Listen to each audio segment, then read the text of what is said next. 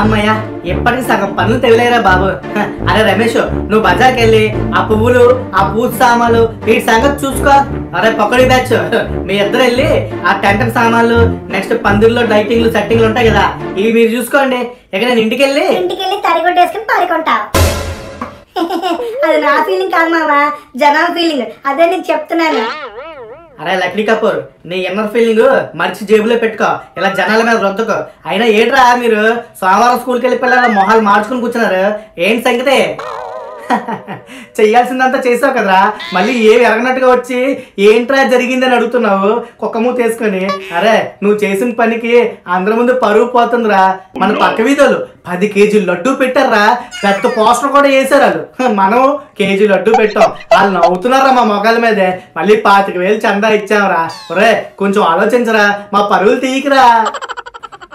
అబ్బా మళ్ళీ మొదలెట్టారా లడ్డూ గోల. ఒరే ఈ లడ్డూ గోలేట్రా, 10 కేజీలు లడ్డూకి బదులు 25 మందికి అన్నదానం చేయొచ్చురా, ఎంత పుణ్యం వస్తుందో ఆలోచించండిరా. అరే శనక్కాయ, 25 మందికి అన్నదానం చేసే బదులు 10 కేజీల లడ్డు వేలం వేసావనుకో, ఎన్ని డబ్బులు వస్తాయి తెలుసా? ఒరే పుణ్యం కోసం పండగలు చేయాలరా, అంతేగాని వ్యాపారం చేయడానికి కాదు. కొద్ది బుర్ర పెట్టి ఆలోచించా. అరే పందిమూతి, ప్రతి ఒక్కరు పుణ్యం కోసమే చేస్తారా పండగ. కానీ లడ్డు వేలం వేస్తే ఆ వచ్చిన డబ్బులు దాచుకున్నాం అనుకో, నెక్స్ట్ ఇయర్ ఎవరింటికి వెళ్ళి మనం తలుపులు బాధాల్సిన అవసరం ఉండదురా. అలాగే మనం అలిసిపోం కూడా. కొంచెం బుర్ర పెట్టి ఆలోచించరా. అంటే ఇప్పుడు ఏంట్రా, లడ్డు సైజు పెంచాలా? పోనీ 2 కేజీలు కొంగో సరిపోదు కదా. నీ దమ్మల గుండె ముఖం వాడా. ఒరే నీకేం అర్థం కాదేంట్రా, 2 కేజీలు ఎవరు సరిపోతాయిరా? 200 కేజీలు రా, 200 కేజీలు లడ్డు. అంత పెద్ద లడ్డు పెడితేనే ఈ న్యూస్ ఛానల్ వాళ్ళు మన దగ్గరికి వచ్చి ఇంటర్వ్యూలు తీసుకుంటారు. మన దెబ్బకి రాష్ట్రం మొత్తం మన పేరు మారుమోగిపోద్ది. ఓయమ్మో 200 కేజీలు లడ్డువా? ఒరే లకడీ కప్పులు, 200 కేజీల లడ్డుకి చేవలు పట్టాయనుకో 25 కేజీలు చేవల ముందు చల్లాలరా. ఒరే ఆ 2 కలిసిపోయి అనుకో తిన్న వాళ్ళందరూ పైకి పోతారు. ఎందుకురా ఇవన్నీ? మరి ఏం చేద్దాంరా, 1 కేజీ లడ్డు కొనుక్కుని లాస్ట్ లో అందరం పంచుకుని తినేద్దామా? ఒరే వినాయక చవితి అంటేనే కుర్రోళ్ళ పండుగ, సరదా పండుగ, అందరూ ఎంజాయ్ చెయ్యాలరా. నువ్వేట్రా ముసలోళ్ళగా? అబ్బాబ్బాబ్బా, అరే నా వల్ల కాదురా, మీతో నేను వాదించలేను. ఎలాగో తగలేనండి, మీకేం కావాలో కొనుక్కోండి రా.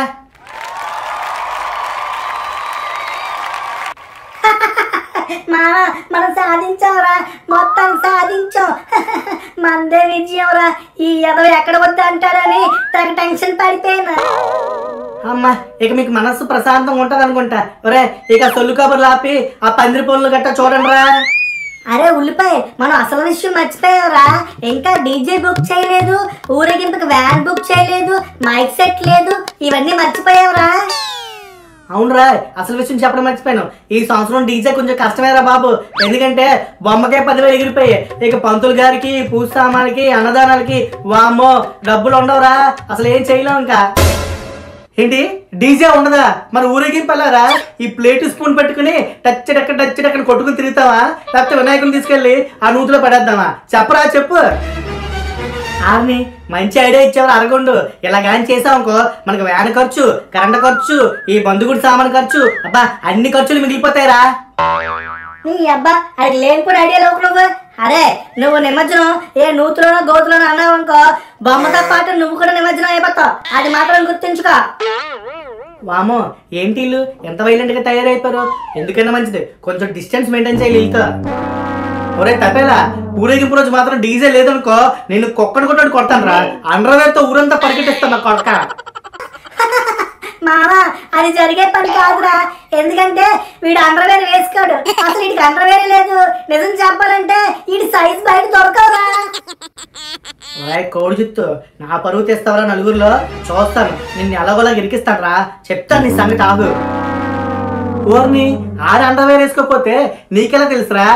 పంపతీస్తే మీరు హాయ్ అండి నేనండి ఆ టైప్ ఏంట్రా? అమ్మో అరే బద్దం భాస్కర్, నువ్వు నా పరువు తీయకురా బాబు.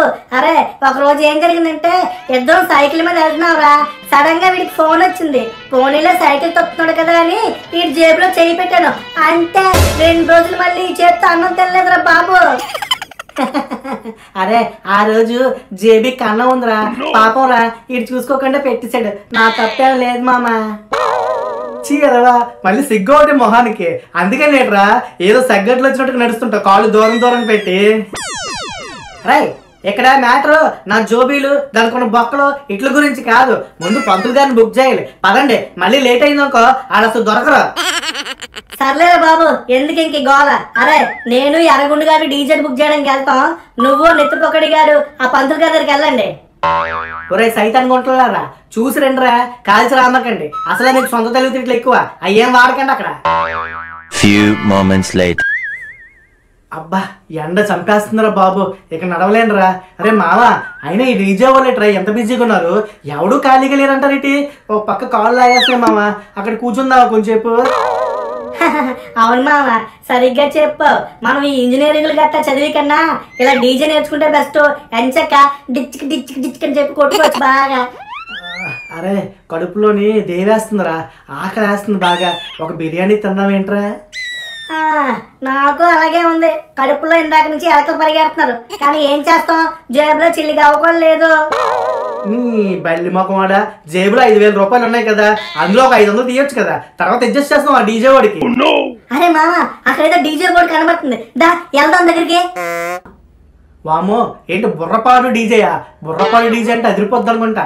ఏంటి డీజే గారు, బుర్రపాడు డీజే గారు, ఒకసారి పైకి రండి. ఎవరా అవతల, ఇంకా బోడీ పడలేదు, వెళ్ళండి అడిపక్క. తెల్లార ముష్టిగోలు ఎక్కువైపోయింది. వామో, ఏంటి నేను అరిస్తే ముష్టోడు అనుకుంటున్నాడా? ఒరే పైకి రాలా నువ్వు, ఇవాళ నిజంగానే నీ బుర్రపాడైపోతే పైకి రా. అరే అరుగుండు కదరా, ఆ వాయిస్ ఏంట్రా ఏదో రేకు డబ్బా గోకినట్టుగా?